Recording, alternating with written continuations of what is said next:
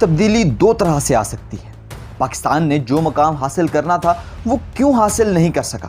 پاکستان اللہ کا انعام ہے یا کچھ اور ان تمام مسائل کا ایک ہی حل۔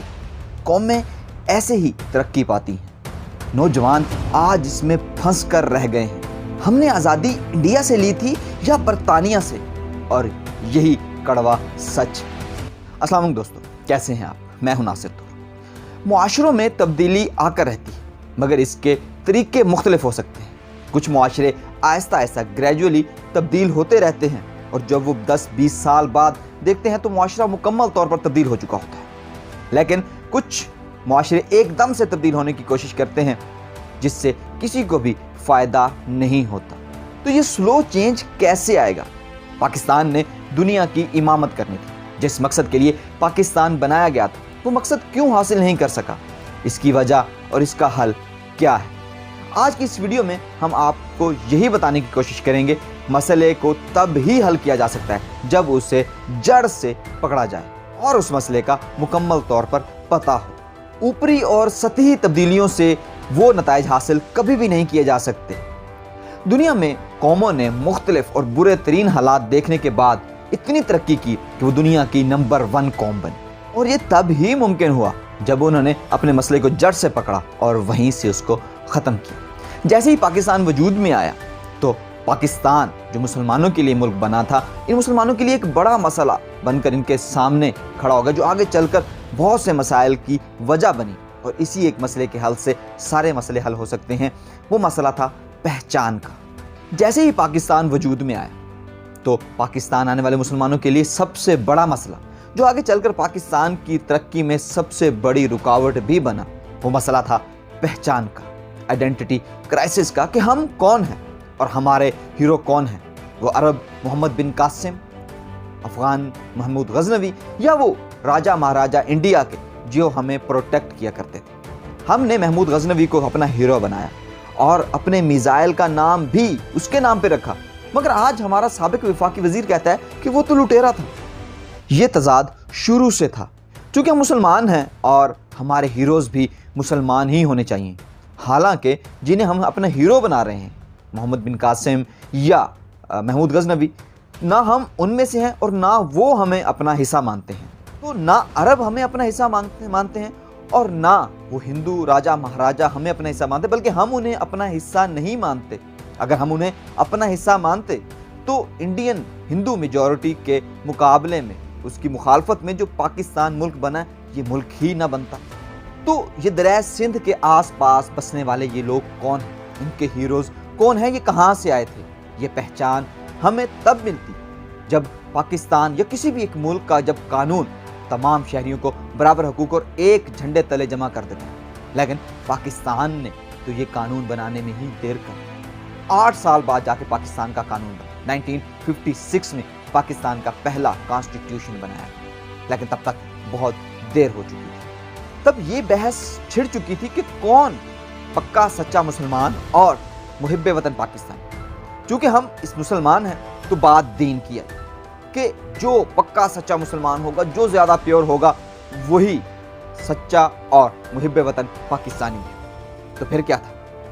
یہ ملا سیاستدان سب لگ گئے کہ کون زیادہ پیور ہے، اور سب نے رات بھر، یہ جو ملا اور برائے نام مولوی تھے، انہوں نے رات بھر تقریریں لوگوں کو بتایا کہ فلاں کیوں کافر ہے، فلاں کیوں پیور نہیں ہے، اور ہم کیوں پیور ہیں، اور ہم خالص ہیں، اور ہم پکے سچے مسلمان ہیں۔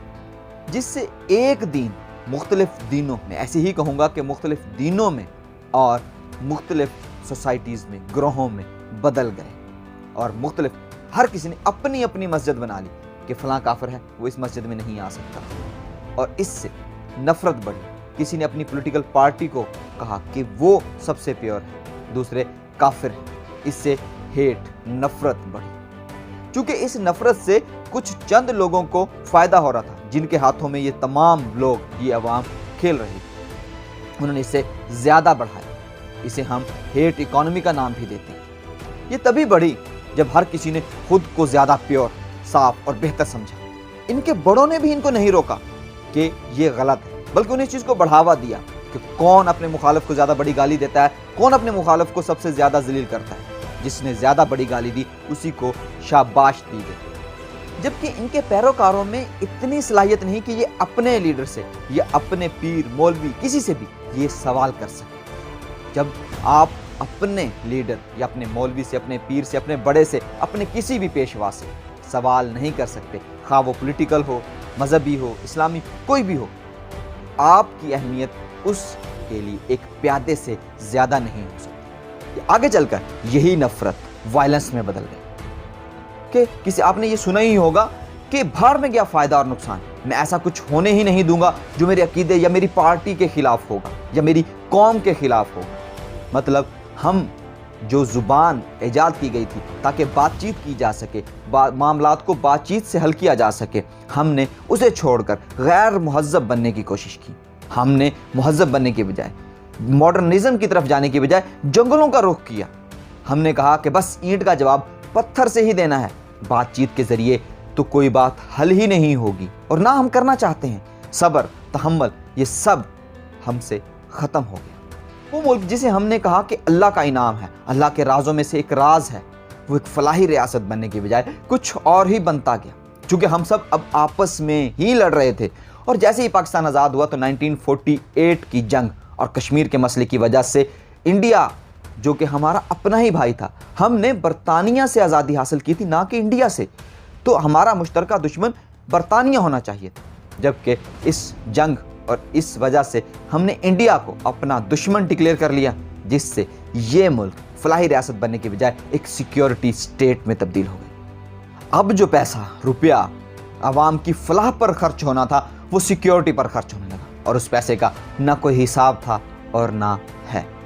کشمیر ہماری شہرگ ہے، کشمیر بنے گا پاکستان، ایسے سلوگنز آپ نے ضرور سنے ہوں گے، اور ایسے ہی سلوگنز کی وجہ سے یہ سیکیورٹی ادارے مزید مضبوط ہوئے، اور ہم نے انڈیا کو اپنا ازلی دشمن سمجھا اور اسی سے مقابلہ کرنا ہی بہتر جانا۔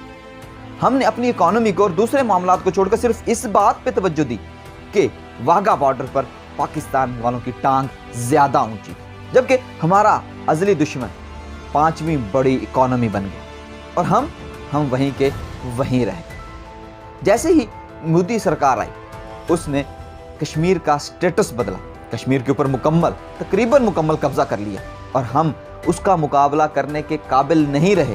تو پھر ہم نے افغانستان، اپنے ہمسایہ ملک جن کے نام پر محمود غزنوی، کیونکہ افغانستان سے ہی آیا تھا، اس کے نام پر ہم نے اپنا میزائل کے نام رکھے تھے، اس کو ہم نے اپنا دشمن ڈکلیئر کر لیا، یہ جانتے ہوئے بھی کہ اس سے پہلے افغانستان نے سوویت یونین کا کیا حال کیا، اس کے بعد 40 ممالک کی فوج نیٹو کا افغانستان میں کیا حشر ہوا، اور جیسے ہی افغانستان سے امریکہ نکلا تھا تو پاکستان سب سے بڑا سٹیک ہولڈر تھا، اور پاکستان طالبان کے افغانستان کے سب سے زیادہ قریب تھا۔ تبھی انڈیا بھی امریکہ کی طرح افغانستان سے اپنی ساری انویسٹمنٹ چھوڑ کر رو کر نکلا تھا، اور جب امریکہ افغانستان سے نکلا تھا تو اس کے ساتھ ہی انڈیا بھی وہاں اپنی ساری انویسٹمنٹ چھوڑ کر روتے ہوئے نکلا تھا۔ تب طالبان عمران خان کے بہت قریب تھے، اسی لیے عمران خان کو طالبان خان بھی کہا گیا۔ یہ سب چیزیں جانتے ہوئے بھی کہ افغانستان کے طالبان ہار ماننے والے نہیں، ہم نے اسے اپنا دشمن ڈکلیئر کیا، اور ساتھ ہی دوحہ میں انڈیا کے سٹیک ہولڈرز کی ملاقاتیں شروع ہو گئی طالبان کے ساتھ۔ طالبان نے انہیں اپنا اسٹریٹجک پارٹنر کہا، اور انڈیا نے بھی ایسا ہی کیا، اور پاکستان جو اس ساری گیم کا بڑا ماسٹر تھا، وہ کہیں اور دور چلا گیا اور افغانستان کو اپنا دشمن ڈکلیئر کر کے پاکستان کو ایز اے سیکیورٹی سٹیٹ برقرار رکھنے کی کوشش کی۔ چونکہ پاکستان اب سیکیورٹی سٹیٹ بن چکا تھا تو ہر جگہ سیکیورٹی اداروں کی ضرورت تھی، بارڈرز پر اور اندرونی معاملات کو دیکھنے کے لیے بھی انہی کی ضرورت تھی، تو انہوں نے زیادہ انٹروین کیا، کبھی ڈائریکٹلی اور کبھی انڈائریکٹلی انہوں نے ہی رول کیا۔ تو جو مسئلہ آئیڈینٹی کرائسس، پہچان کے فقدان کی وجہ سے شروع ہوا تھا، وہ آگے چل کر اسی سے 3 بڑے مسائل بنے، اور ان 3 مسائل کے حل کے طور پر ایک چوتھا بڑا مسئلہ بنا ملٹری انوالومنٹ ان پولیٹکس، کہ پاکستان کی ملٹری کی پولیٹکس میں انوالومنٹ بہت زیادہ، جس سے نقصان یہ ہوا کہ ملٹری کی پروفیشنلزم کم ہوا، ملک کے دفاع کو مسائل، کیونکہ ہر طرف ہر معاملے میں انہی کو ہی آنا پڑتا تھا، تو ابھی ایک ہی ادارہ کتنے معاملات کو سنبھالتا۔ تو اس کا حل کیا ہے؟ اس رول کو کیسے کم کیا جائے؟ اگر اس رول کو کم کیا جائے گا تو اس سے ملٹری کا فائدہ ہوگا، اس کا پروفیشنلزم بہتر ہوگا، پاکستان کا دفاع مضبوط ہوگا، اور سیاست میں ان کا رول کم ہونے سے سیاست میں میچورٹی آئے گی، نوجوان نسل آگے آئے گی۔ جب لوگوں کو اس بات کا یقین ہوگا کہ ووٹ جس کو وہ دے رہے ہیں وہ ووٹ اسی کو جائے گا، تو پھر ملک کی تقدیر کے فیصلے اسی ملک کے نوجوان اور اسی ملک کے لوگ خود کریں گے، جس سے بہت بڑا امپیکٹ ہوگا۔ تو یہ ہوگا کیسے؟ اس کا حل ہم آپ کو آگے چل کر ایک مثال کے ساتھ سمجھاتے ہیں۔ تو جو پہچان کی فقدان سے جو مسئلہ بنا تھا وہ آگے چل کر ہیٹ اکانومی، سیکیورٹی اسٹیٹ میں بدلا، اور ملٹری کیونکہ ہر جگہ سیکیورٹی کی ضرورت تھی تو انہیں ان کی سیاست میں انوالومنٹ کی وجہ سے جو سیاسی امیچورٹی آئی اس وجہ سے یہ نوجوان، اس ملک کے نوجوان فرسٹریٹڈ ہو گئے۔ اور آج جو سب سے بڑا مسئلہ پیور گولڈ کا ہے، جو پاکستان کی یوتھ ہے اس کا ہے، اس کے مائنڈ ہیک ہو چکے ہیں، وہ ایک بے رحم الگوریدم کے اشاروں پر ناچتے ہیں۔ پہلے جب بھی کوئی نوجوان کوئی بھی ڈیسیژن لیتا تھا یا کوئی بھی کام کرتا تھا تو وہ اپنے معاشرے کی اقدار کو دیکھ کر کرتے تھے، مگر اب ہمارے معاشرے کی اقدار کہاں گئی؟ آپ لوگ ٹک ٹاک یا یوٹیوب پر یہ فیملی ولاگرز کو دیکھ ہی سکتے ہیں کہ ہماری اقدار کہیں کی کہیں چلی گئی ہیں، ہمیں ان کو بچانا ہوگا۔ یہ ان کا نوجوانوں کا ڈیٹا اس وقت دو ہی ممالک کے پاس ہے، چائنا اور امریکہ۔ وہ جب چاہیں ان کی سوچ کو بدل سکتے ہیں، وہ ٹرینڈ بنا سکتے ہیں، وہ کسی پست سوچ کے مالک کو ہیرو بنا سکتے ہیں اور کسی ہیرو کو زیرو بنا سکتے ہیں۔ یہی ہماری پستی کی ایک اور وجہ بھی ہے۔ ہمیں اپنے نوجوانوں کو بچانا ہوگا۔ ہمارا جیسا ملک اپنے جیسی ایپس تو ڈیولپ نہیں کر سکتا، لیکن کوشش کی جائے تو یہ بھی ہو سکتا ہے۔ ہم اپنا سسٹم تبھی بہتر کر سکیں گے جب پہلے مسئلے سے لے کر یہ 5 مسائل کا ایک حل جو ہم آپ کو آگے مثال سے سمجھانے والے ہیں اس سے کیا جائے گا۔ اس کا مسئلے کا حل ایک مثال سے آپ کو بتاتے ہیں کہ جاپان ایک قدیم ملک تھا، وہاں پر زراعت ایک ان کا پیشہ تھا، اور وہ لوگ نہ تو کسی ملک سے باہر جاتے تھے اور نہ کسی ملک کے باشندے کو وہاں پر آنے کی اجازت تھی۔ کوئی وہاں سے باہر چلا جاتا تو اسے سزائے موت دے دی جاتی تھی۔ وہاں پر سیمورائے ہوا کرتے تھے جو تعلیم حاصل کرتے تھے، اپنے علاقے کو، زمین کو پروٹیکشن دیتے تھے، لڑتے بھی تھے، اور ان کی آپسی لڑائیاں بھی رہتی تھیں۔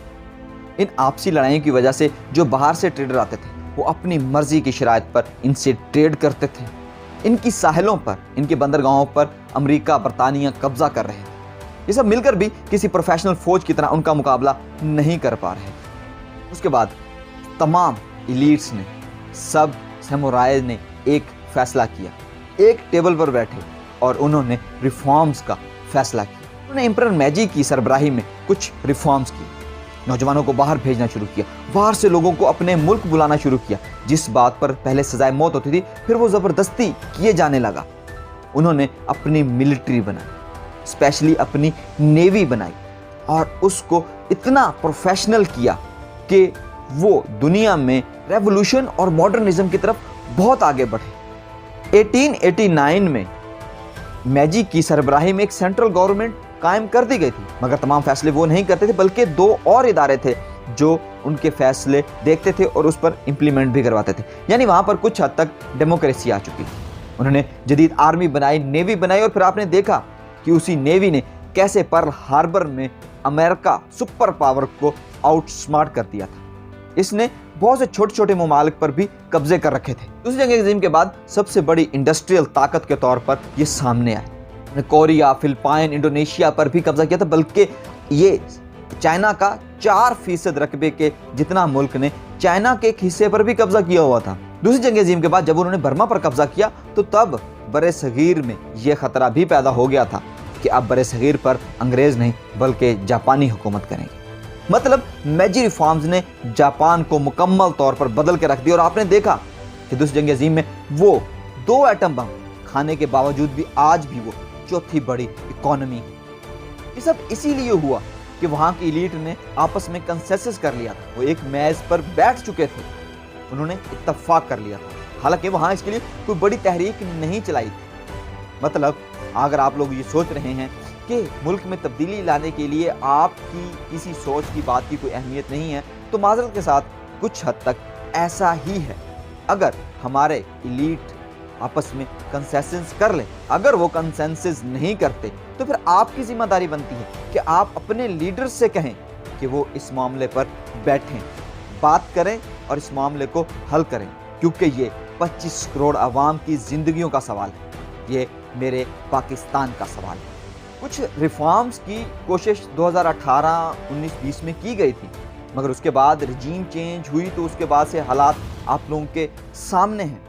तो जैसे मैं पहले बयान कर चुका हूं कि रिफॉर्म्स के ज़रिए ही मसाइल का हल किए जाना बेहतर है। अगर रिफॉर्म्स के ज़रिए थोड़ी थोड़ी तब्दीली के ज़रिए माशरों को बेहतर किया जाए तो बेहतर है। अगर ऐसा ना किया जाए तो फिर खूनी इनकलाब आता है, जैसा कि आपने देखा कि अरब स्प्रिंग में हुआ, जैसे वो विंटर स्प्रिंग में बदल गई और उन ममालिक में एक नहीं बल्कि 4 बाहर वाले ममालिक का कब्जा है और तब्दीली वहाँ पर नहीं आ सकती। तो कभी भी 2 ममालिक एक जैसे नहीं हो सकते, मगर हमें फिर भी जापान की रिफॉर्म्स से सीखना होगा, हमें उसकी तरफ जाना होगा, बातचीत करनी होगी, बातचीत के हुनर को अपनाना होगा, मुहज़्ज़ब बनना होगा। तो इस वीडियो को अपने दोस्तों और लीडर्स के साथ शेयर करना मत भूलिए, क्योंकि हम चाहते हैं कि आप बदलें पाकिस्तान। शुक्रिया।